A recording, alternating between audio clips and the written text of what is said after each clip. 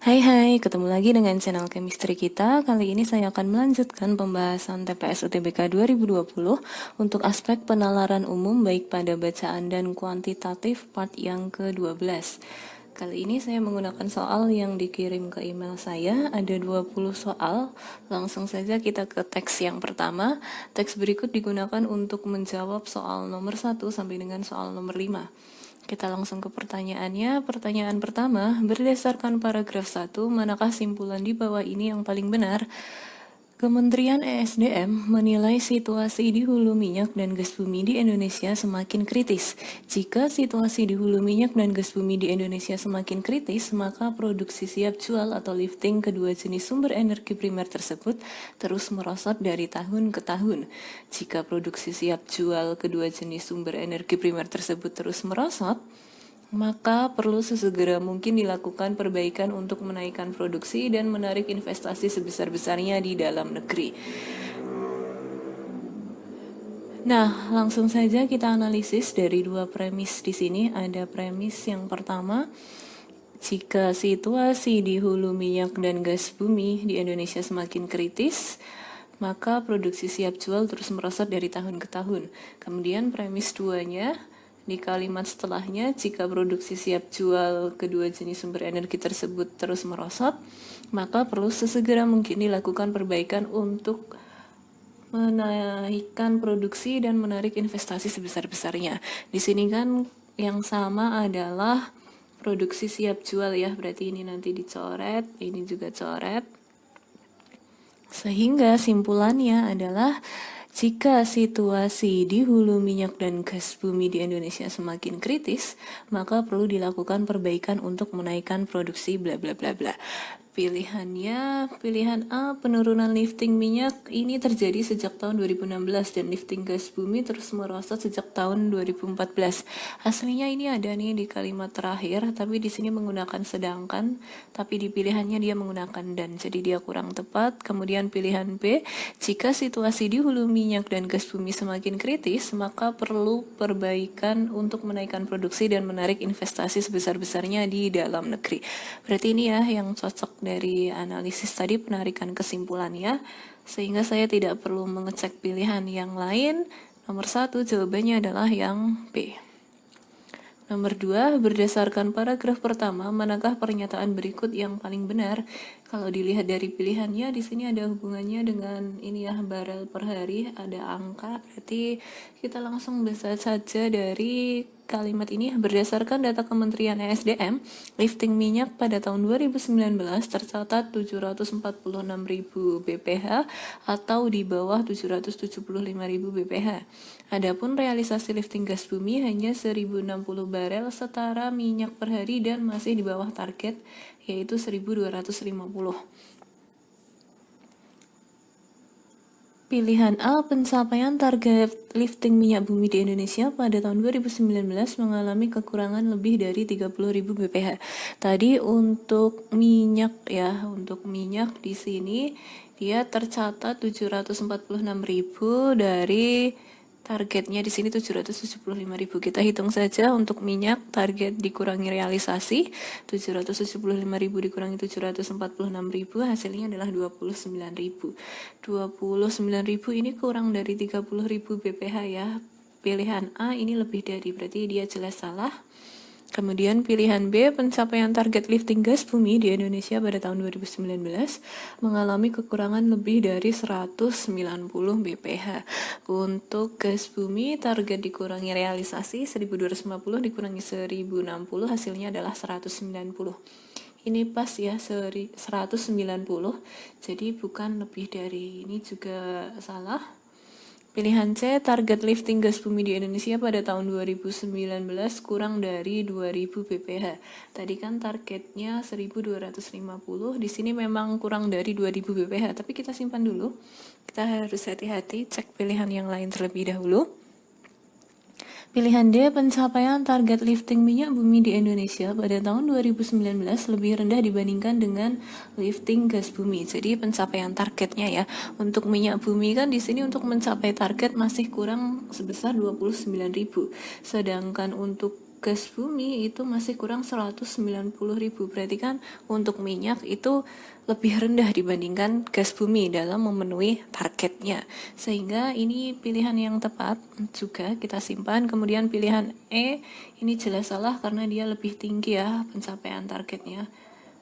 Nah, bagaimana menentukan antara pilihan C dan pilihan D? Kalau pilihan C di sini kan kurang dari 2000.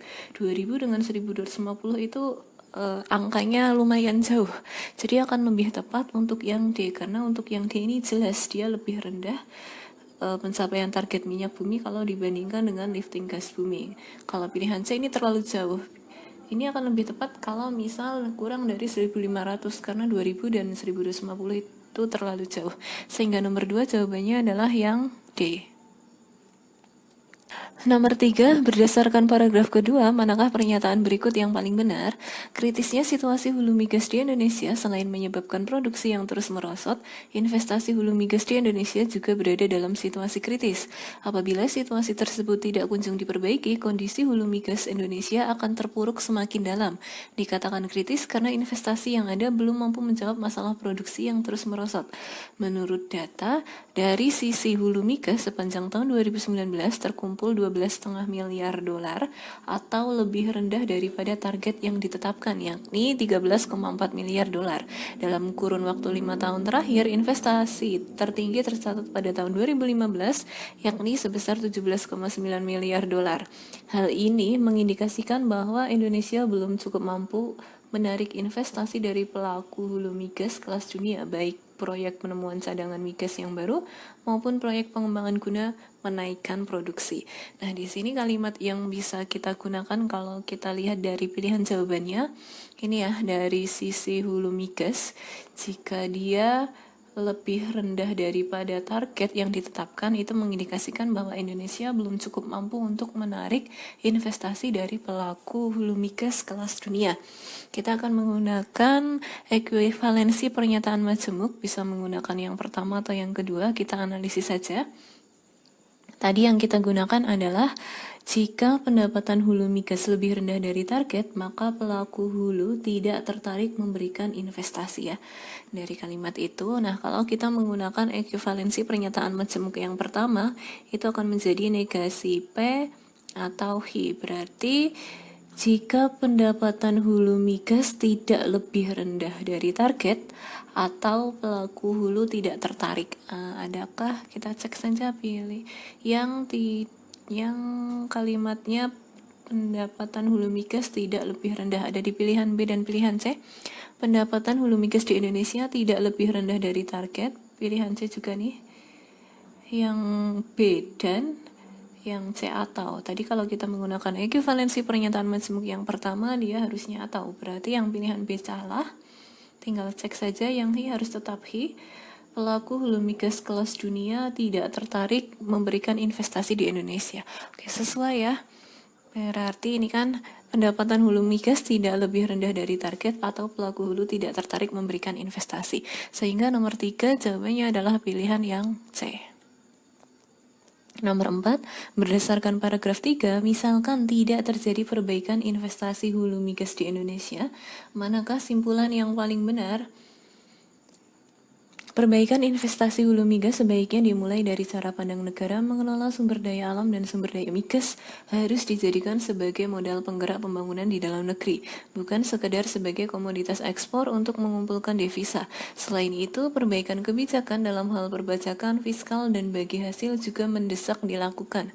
Sementara itu, Menteri SDM Arifin Tasrif mengatakan pemerintah tidak lagi akan mewajibkan skema bagi hasil berdasarkan produk bruto dalam lelang wilayah kerja migas baru. Kontraktor diberikan kebebasan memilih, yaitu gross split dan biaya produksi yang dipulihkan. Padahal sebelumnya untuk wilayah kerja migas baru, bagi hasil yang sudah dikenakan pemerintah kepada kontraktor adalah gross split.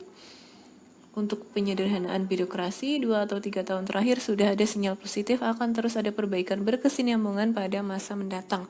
Nah, premis pertamanya kita menggunakan kalimat pertama karena di sini kan di dalam pertanyaannya dia ada kaitannya dengan jika tidak terjadi perbaikan investasi. Jadi di sini perbaikan investasi itu terjadi jika ada cara perubahan sudut pandang ya.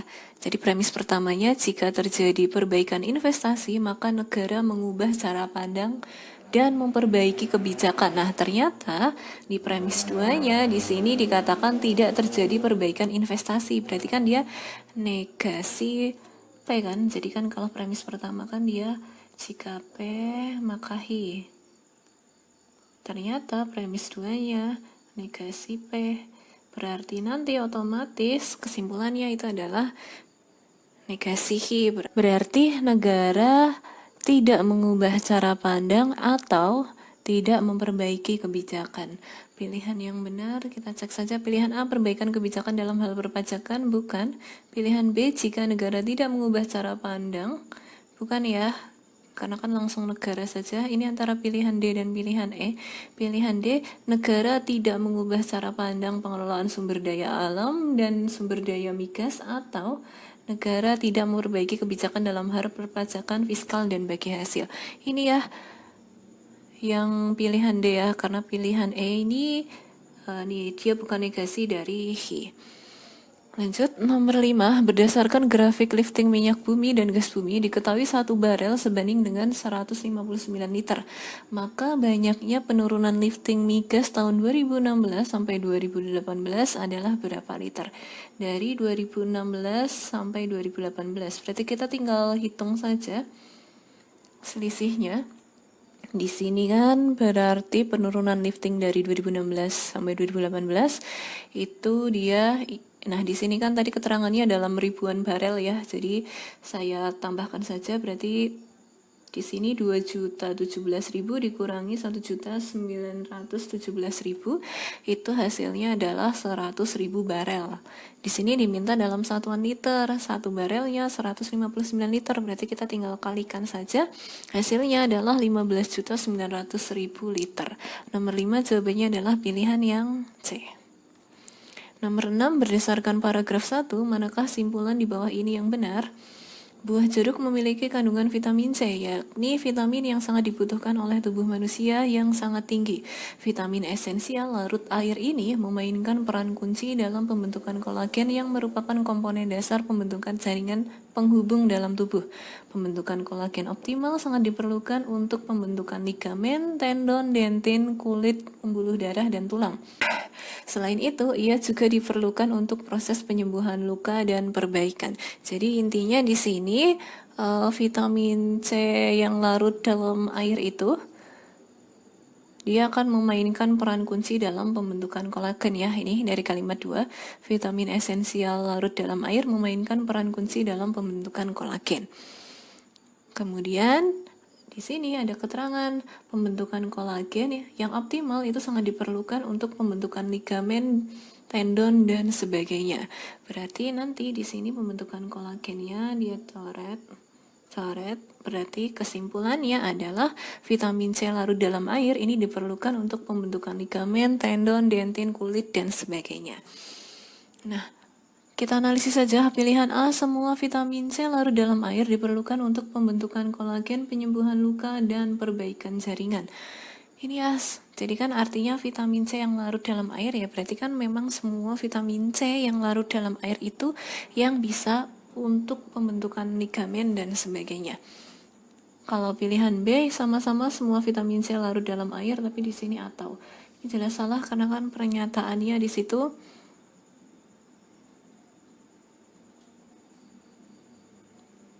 ini ya, selain itu kan berarti dan. Berarti nomor 6 jawaban yang tepat adalah pilihan yang A. Nomor 7, berdasarkan paragraf 2, manakah pernyataan berikut yang benar? Dalam proses metabolisme, jika kebutuhan vitamin C terpenuhi, maka penyerapan zat besi non-organik, zat besi dari makanan hewani berjalan baik. Jika penyerapan zat besi non-organik berjalan baik, maka anemia dapat dicegah dan membantu penyembuhan anemia. Langsung saja kita bisa analisis, sudah ketemu premisnya. Premis pertama, jika kebutuhan vitamin C terpenuhi, maka penyerapan zat non-organik berjalan baik.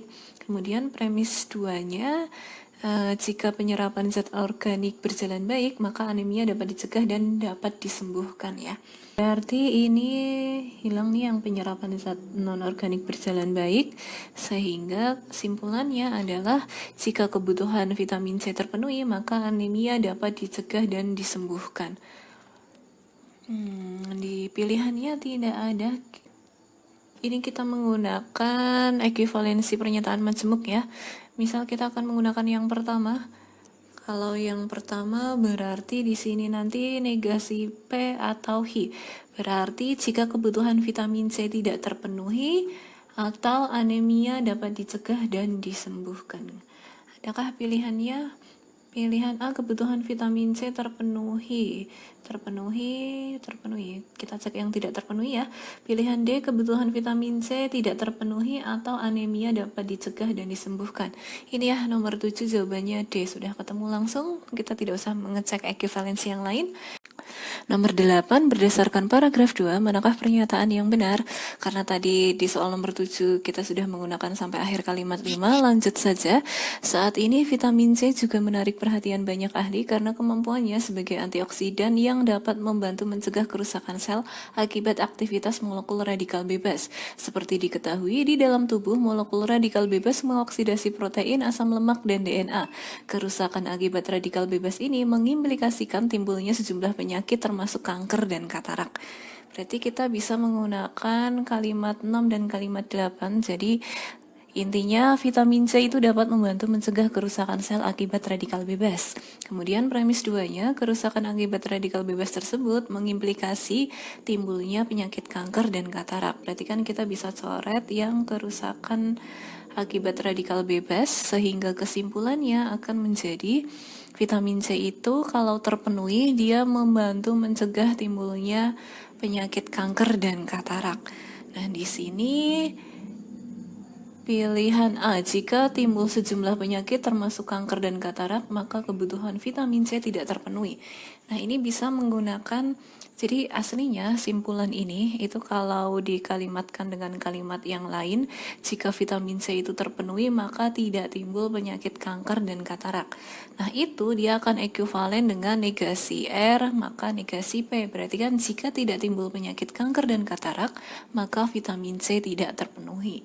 Nah, pernyataan pilihan A ini sudah sesuai ya. Jika tidak timbul sejumlah penyakit termasuk kanker dan katarak, maka kebutuhan vitamin C itu tidak terpenuhi. Oke, ini benar. Kita simpan. Pilihan B, jika kebutuhan C tidak terpenuhi, maka tidak timbul sejumlah penyakit termasuk kanker dan katarak. Ini jelas salah ya. Pilihan C, jika tidak timbul sejumlah penyakit termasuk kanker dan katarak, maka kebutuhan vitamin C terpenuhi. Nah, di sini permasalahannya kan syarat jikanya. Tadi kan jika vitamin C terpenuhi, kalau jika P maka R. Kalau di sini kan dia malah dibalik ya, jika R maka P. Jadi ini bukan. Pilihan D, semua penyakit termasuk kanker dan katarak disebabkan kekurangan vitamin C, ini bukan. Pilihan E pun juga bukan. Sehingga nomor 8 jawabannya adalah yang A. Nah, teks selanjutnya digunakan untuk menjawab soal nomor 9 sampai dengan soal nomor 14. Langsung saja ke soal nomor 9. Berdasarkan paragraf 1, manakah simpulan yang paling benar? Bahan baku utama pakan unggas yaitu jagung terus naik harganya sejak September 2019. Jika harga jagung tinggi, maka para peternak unggas menjalani masa sulit. Harga jagung yang tinggi disebabkan karena pasokan jagung yang merosot. Sampai sini saja karena dari pilihannya hanya membutuhkan sampai kalimat itu. Jadi premis satunya di sini jika harga jagung tinggi maka peternak unggas menjalani masa sulit. Kemudian premis 2-nya jika pasokan jagung merosot maka harga jagung tinggi. Berarti kan ini ya harga jagung tinggi bisa kita coret. Kesimpulannya jika pasokan jagung merosot maka peternak unggas menjalani masa sulit. Kita cari saja apakah ada yang seperti ini, yang pilihan D atau pilihan E. Jika pasukan jagung tidak merosot, maka peternak unggas tidak mengalami masa sulit. Pilihan E, jika pasukan jagung merosot, maka peternak unggas mengalami masa sulit. Oke, ini ya yang sesuai dengan simpulan, sehingga nomor 9 jawabannya adalah yang E. Nomor 10, berdasarkan paragraf 1, manakah pernyataan berikut yang benar? Di sini hubungannya dengan angka, berarti langsung ambil saja kalimat yang ada angkanya. Nih, sampai pekan lalu harga jagung di tingkat peternak di sentra-sentra peternakan ayam di Jateng dan Jatim berkisar 4.500 sampai 5.000 per kilogram. Angka ini berpotensi makin tinggi. Padahal sebagaimana diatur dalam Peraturan Menteri Nomor 96 Tahun 2018, harga penjualan di konsumen ditetapkan sebesar 4.000 per kilogram. Jadi kan di sini yang dijual itu dia melebihi dari yang ditetapkan oleh peraturan menteri ya. Nah, kita analisis saja. Pilihan A, harga jagung di tingkat peternakan di sentra-sentra peternakan ayam di Jateng dan Jatim berkisar 112,5% sampai 125% dari harga penjualan di konsumen yang ditetapkan peraturan menteri. Berarti kan ini nanti kan 112,5% dikali 4.000, otomatis hasilnya bukan kalau dia 400. Ini salah. Kemudian kalau B, dia harganya berkisar 12,5% sampai 25% dari harga. Berarti kan 12,5% kalau kita kalikan dengan 4.000 ini harganya tidak mungkin 4.500. Ini sudah salah. Kemudian pilihan C, harga jagung di tingkat peternak di sentra-sentra peternakan ayam di Jateng dan Jatim berkisar 112,5% sampai 125% di atas. Berarti kalau di atas kan kita harus mencari hasil perkalian 112,5% kali 4.000, kemudian baru ditambahkan dengan 4.000, otomatis hasilnya jelas bukan 4.500 kalau kita analisis. Pilihan D, harganya berkisar 12,5% sampai 25% di atas harga dari peraturan menteri. Kalau 12,5% dikali 4.000 itu kan hasilnya adalah 500 di atas harga dari menteri. Berarti kan 4.000 tambah 500 hasilnya 4.500. Berarti ini cocok ya. Kalau pilihan E jelas salah karena ini di bawah. Nomor 10 jawabannya adalah pilihan yang D. Lanjut nomor 11, berdasarkan paragraf 2, manakah simpulan berikut yang benar? Problem harga jagung berulang menghantam sektor perunggasan nasional dalam 5 tahun terakhir. Oleh karena menjadi bahan baku dominan adalah struktur produksi pakan, kenaikan harga jagung sangat berdampak terhadap industri peternakan, khususnya peternak unggas rakyat yang bermodal cekak. Problem jagung diyakini berakar pada ketidakakuratan data produksi. Karena pemerintah yakin produksi jagung surplus, pemerintah memutuskan mengurangi impor jagung pada tahun 2016 dan menghentikannya mulai tahun 2017. Akan tetapi situasi harga serba berkebalikan. Jika pemerintah mengurangi impor jagung, maka impor gandum untuk pakan ternak itu dia akan melonjak. Situasi ini berlanjut meskipun produksi jagung nasional diyakini tumbuh. Jadi di sini hubungannya untuk premis satunya, jadi kalau pemerintah itu memutus mengurangi impor jagung, maka pemerintah yakin jagung surplus. Ini ya dari kalimat ini, karena pemerintah yakin produksi jagung surplus, pemerintah memutus mengurangi impor jagung pada tahun 2016. Nah, kemudian premis 2-nya, jika pemerintah itu mengurangi impor jagung, maka impor gandum untuk pakan ternak melonjak. Ini diambil dari kalimat ini nih. Jika pemerintah mengurangi impor jagung, maka impor gandum untuk pakan ternak melonjak. Di sini tadi yang sama adalah impor jagungnya ini ya. Ini. Nah, sehingga simpulannya, jika pemerintah yakin jagung surplus, maka impor gandum untuk pakan ternak melonjak. Pilihan A, jika impor jagung untuk pakan ternak melonjak, tadi kan yang melonjak adalah impor gandum ya, bukan impor jagung. Ini jelas salah. Pilihan A. Pilihan B, jika pemerintah tidak yakin produksi jagung surplus, maka impor jagung untuk pakan ternak tidak melonjak. Tadi yang melonjak adalah gandum. B salah. Pilihan C, pemerintah tidak yakin produksi jagung surplus atau impor gandum untuk pakan ternak melonjak. Kita cek pilihan lain dulu. Sebagian petani diminta pemerintah menanam jagung sebanyak-banyaknya. Ini bukan ya, tidak ada pernyataannya. Pilihan E pun, semua petani diminta pemerintah menanam jagung sebanyak-banyaknya. Ini juga bukan. Otomatis tadi adalah pilihan C, tapi kita menggunakan ekuivalensi pernyataan majemuk. Misal kita menggunakan ekuivalensi pernyataan yang pertama, berarti menjadi negasi P atau Hi. Berarti kalau negasi P, jika pemerintah tidak yakin jagung surplus atau impor gandum untuk pakan ternak melonjak. Pilihan C apakah sesuai? Pemerintah tidak yakin produksi jagung surplus atau impor gandum melonjak. Iya ya, sehingga nomor 11 jawabannya adalah C. Nomor 12, berdasarkan paragraf 3, manakah selisih modal produksi jagung berdasarkan data Kementerian Pertanian dan USDA jika modal produksi jagung sebesar 2.000 per kilogram? Kementerian Pertanian memperkirakan produksi jagung mencapai 33 juta ton, namun menurut USDA, produksi jagung hanya sebesar 13,3 juta ton. Kita akan hitung selisihnya, tapi karena di sini diminta dalam kilogram, langsung saya rubah saja ke kilogram.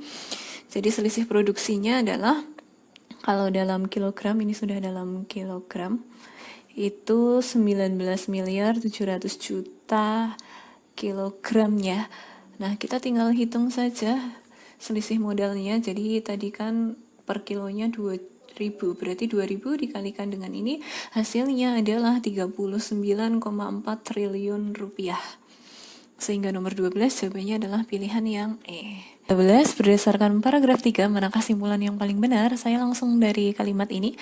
Sayangnya problem akurasi data tidak hanya terjadi di hulu. Data produksi daging dan telur ayam pun dianggap mengacaukan situasi di hilir. Hal itu tercermin dari berulangnya kasus harga jual ayam dan telur ayam anjlok hingga di bawah ongkos produksi dalam 2 tahun terakhir. Ketidakakuratan data ini mengirim sinyal yang salah ke perencanaan produksi yang dampaknya peternak menanggung beban ganda. Tekor di hulu sekaligus di hilir. Karena itu, perbaikan metode pendataan jagung sebagaimana ditempuh pada komoditas beras mendesak diselesaikan selain soal pengelolaan stok jagung nasional, agar malah atau bencana tidak lagi menimpa para peternak unggas.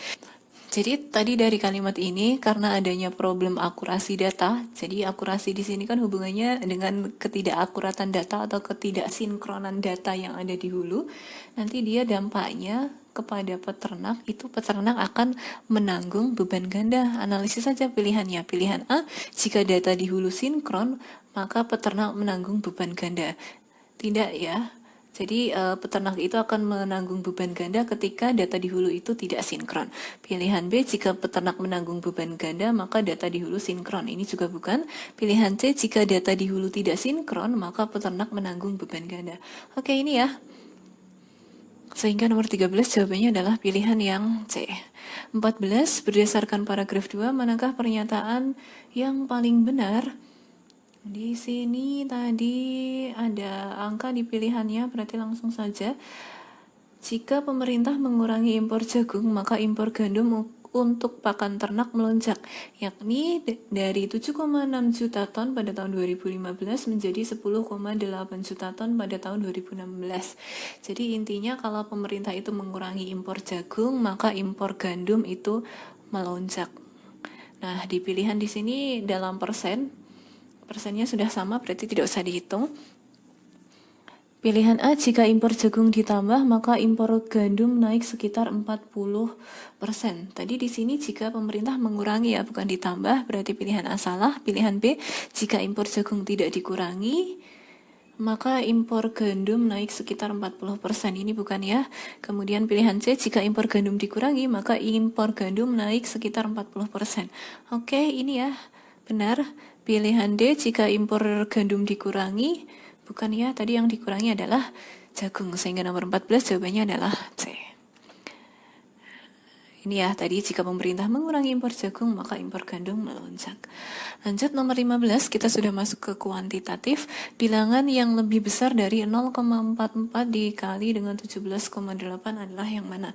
Kita analisis saja, jadi langsung ke pilihannya, tidak usah menghitung secara detail karena menghabiskan waktu. Pilihan A, 0,11 dikali dengan 35/9.